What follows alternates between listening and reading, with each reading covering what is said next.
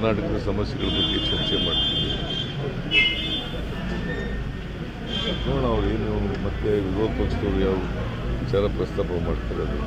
ಪ್ರತಿಪಕ್ಷಗಳು ಹಗರಣ ಆಮೇಲೆ ಆರ್ಥಿಕ ಸಂಕಷ್ಟದಲ್ಲಿದ್ದಾರೆ, ಔಷಧಿಗಳನ್ನು ಕಳಪೆ ಮಟ್ಟದ ಖರೀದಿ ಮಾಡ್ತಾ ಇದ್ದಾರೆ, ಇವೆಲ್ಲ ವಿಷಯಗಳು ಚರ್ಚೆ ಆಗುವ ಸಾಧ್ಯತೆಗಳಿದ್ದಾವೆ.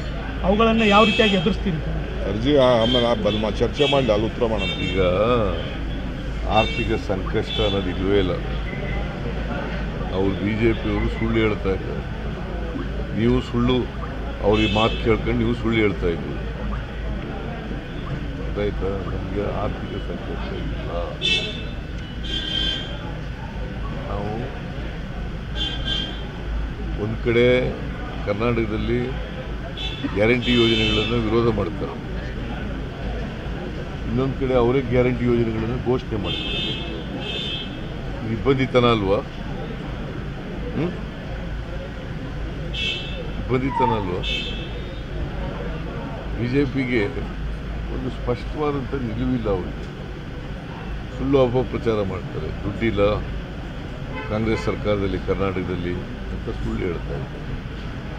ಯಾವ ಕೆಲಸ ದುಡ್ಡಿದ್ದೀರಿ ನಿಂತಿದೆ ಅದನ್ನು ಹೇಳ್ಬೇಕಲ್ಲ. ಬಜೆಟ್ನಲ್ಲಿ ಘೋಷಣೆ ಮಾಡಿರ್ತಕ್ಕಂಥ ಯಾವ ಕೆಲಸ ನಿಂತಿದೆ?